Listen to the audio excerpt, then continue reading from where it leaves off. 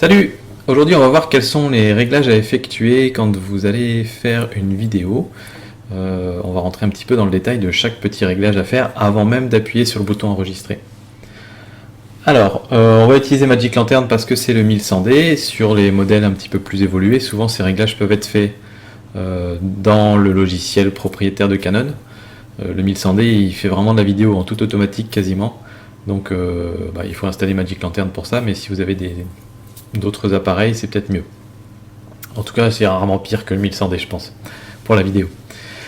Alors, une petite chose que je voulais dire avant, c'est que, voilà, on va faire une petite comparaison avec la photo. Si certains d'entre vous viennent peut-être de la chaîne photo Mon Petit Réflexe, et vous êtes peut-être déjà un petit peu plus coutumier des termes de la photographie par rapport aux termes de la vidéo, et en fait, jusqu'à il y a peu, on ne pouvait pas filmer en RAW. Là, pour l'instant, on peut commencer à filmer en RAW sur des caméras très spécifiques, par exemple sur les Blackmagic caméras, sur le Canon 5D Mark III, grâce à Magic Lantern, on peut filmer en RAW un petit peu, mais bon, pour l'instant, c'est pas encore la norme, donc on va voir comment on fait sans filmer en RAW. Et donc, considérez qu'en fait, la vidéo que vous allez prendre, c'est comme si vous preniez une image JPEG. Vous n'avez pas la possibilité après, en tout cas beaucoup moins que dans un RAW, d'aller rechercher du détail dans les ombres, d'aller assombrir ensuite votre ciel, etc. Donc il y a tout un tas de choses qui ne sont pas possibles et c'est plus complexe finalement que faire du RAW parce que vous avez beaucoup moins de latitude en post-production. Et en plus de ça, il va falloir faire tous les réglages en manuel. Donc c'est comme si vous preniez un JPEG et que vous étiez en manuel sur votre appareil photo. Parce que la balance des blancs automatique, si vous voulez la corriger après dans votre logiciel, ça risque d'être très compliqué parce qu'il va falloir toucher aux couleurs, etc. Et ça risque de dégrader votre qualité d'image. La mesure d'exposition, tout ça, il faut vraiment le faire manuellement parce que si vous le faites en automatique, il va changer tout seul ses paramètres sans vous en parler. Donc si par exemple vous changez et vous passez d'un endroit très sombre à un endroit très lumineux, lui il va faire des adaptations, ça va pas faire beau, il va faire un seul coup très lumineux puis sombre, puis voilà, il va faire des allers-retours. Donc c'est mieux de contrôler ça soi-même.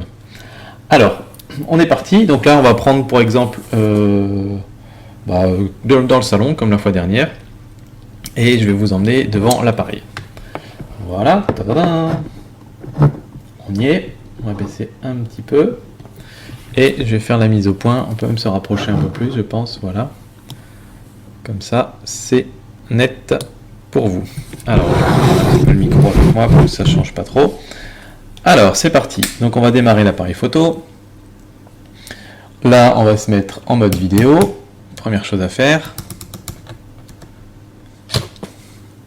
Voilà, et vous voyez que c'est tout sombre, on voit rien. Alors, il va falloir aller dans les paramètres. Donc là, je clique sur la petite corbeille pour aller dans les paramètres de Magic Lantern. Et vous voyez qu'ici, dans le premier onglet, on a les paramètres les plus importants, donc la balance des blancs, les ISO, la vitesse d'obturation, l'ouverture, et sans oublier le picture style, donc le style d'image. Et on va commencer tout de suite par le picture style, parce que ça c'est très important. On s'est embêté à installer CineStyle, alors on va le mettre tout de suite. Voilà, CineStyle, moi c'est le premier user define. Donc on va utiliser CineStyle. Et vous voyez déjà que entre CineStyle et les autres, dans CineStyle, on récupère déjà un petit peu de détails. Là, on commence à avoir un petit peu de détails qui revient, donc c'est intéressant. Ensuite, on va jouer sur la vitesse d'ouverture. Si vous voulez filmer en mode cinéma, il faut essayer de se mettre à, je vous l'ai déjà dit, une vitesse qui équivaut au double de votre nombre d'images par seconde. Bon, c'est un petit peu raccourci, mais en gros, si vous filmez à 25 images par seconde, vous vous mettez à 1/50e. Donc on va faire ça, on va se mettre à 1/50e. Si c'est pour filmer un truc qui bouge pas, ça n'a pas beaucoup d'importance. C'est surtout pour la retranscription du mouvement que c'est important.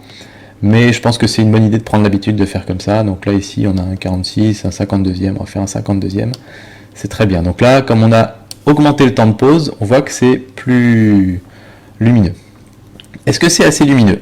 Alors pour savoir ça, on va activer une petite option qui est le spot meter, ici. Et si on l'affiche, vous voyez qu'au milieu, il va nous mettre un pourcentage. Là, il nous met 15%, 14%, on peut le bouger un petit peu pour voir. 38%, j'espère que vous voyez bien. Je vais voir si la mise au point est bonne ou si on peut l'améliorer encore. Non, je pense que c'était bien. Donc voilà, voyez un petit peu les zones que vous voulez exposer. Disons par exemple que moi ce que je veux exposer, c'est le violet de mon pot de fleurs ici.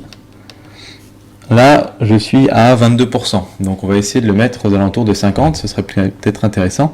Et en se basant sur l'image, on peut voir si on a des zones complètement sombres. 12% c'est très sombre, ou des zones totalement claires, comme ici par exemple, où là on est à 80%. Donc il nous faut encore de la lumière.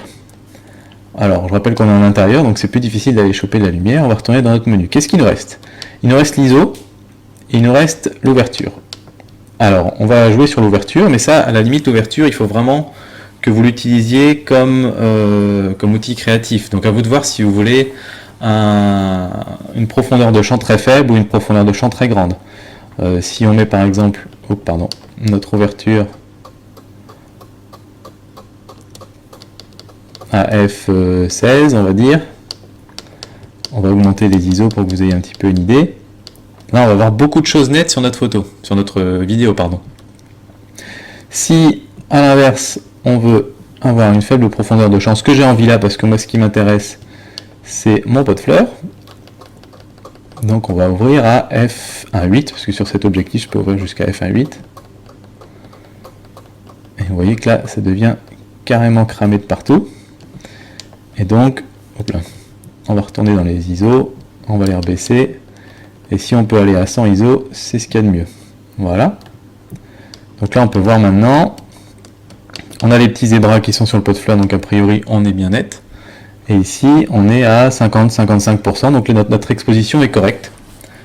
Et je pense qu'on peut la garder comme ça. Dernière chose à faire, la balance des blancs. Très important. Surtout si vous filmez en intérieur avec des éclairages artificiels et qu'ensuite vous allez dehors et qu'ensuite, enfin voilà, ça va changer constamment et ça, il faut vraiment le mettre au point. Donc là, vous avez des incréments de 100 Kelvin à la fois. Donc plus on augmente, plus ça va être chaud. Vous voyez, les teintes deviennent très chaudes là, 12 000 Kelvin. Et quand on diminue, ça va en devenir plus froid. Donc notre gris va devenir bleu, alors que dans l'autre sens, il devenait vraiment orange. Donc là, c'est vraiment à vous de voir où vous vous situez. C'est là que votre œil va être intéressant. On va se mettre par exemple à 4600. Voilà. Et là, on a fait tous nos réglages.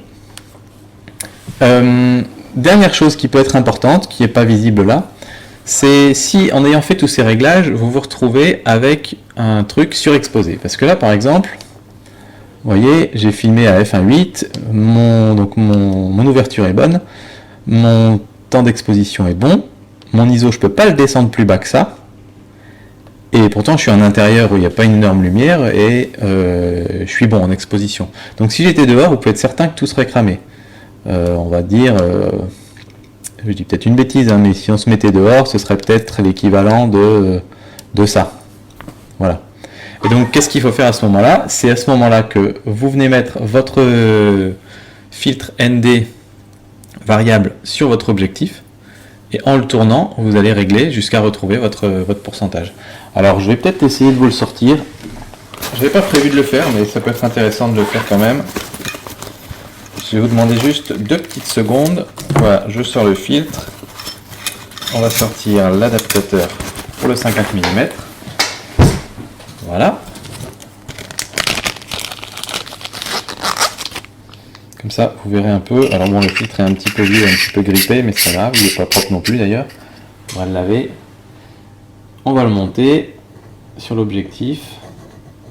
Essayez de ne pas changer la mise au point. Voilà. Et donc là, vous voyez que déjà à la base, même s'il est ouvert, ça diminue l'exposition. Là, on était surexposé. Et là, on commence à être correctement exposé. Et ensuite, on va le tourner. Alors, j'essaie de ne pas me mettre sur le passage. Et quand on tourne, vous voyez qu'on voit le pourcentage sur notre pot de fleurs qui change. Là, on est à 75%. Ça veut dire qu'en fait, on a éclairci la scène. Donc, il faut tourner dans l'autre sens pour l'assombrir. J'essaie de ne pas mettre les mains devant. On le tourne petit à petit. Et vous voyez, ça s'assombrit. Et là, on est aux alentours de 47-48%. On a retrouvé une bonne exposition uniquement en tournant notre filtre ND variable. Donc c'est pour ça que le filtre ND variable est super important quand on fait de la vidéo.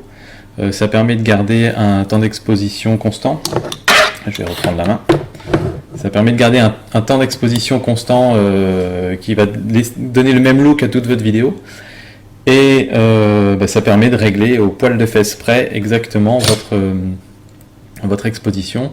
Ça vous permet aussi de garder les mêmes ISO tout au long de votre vidéo. Donc voilà, j'espère que ça vous aura aidé. C'est les différents paramètres à régler. C'est vraiment pas très compliqué, c'est un petit coup à attraper. Et une fois qu'on a réglé ça, on peut partir filmer. Et l'avantage du filtre ND aussi, c'est que une fois qu'on est en train de filmer, si jamais on passe d'une zone sombre à une zone claire, on va juste jouer sur le filtre ND pour donc ND c'est densité neutre, hein.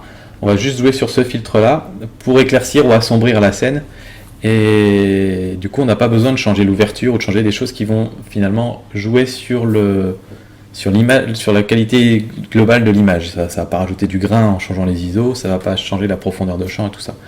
Donc c'est vraiment très très important. Voilà, c'est des petits réglages à faire avant de commencer à filmer, et moi je vous dis à très bientôt. Allez, ciao!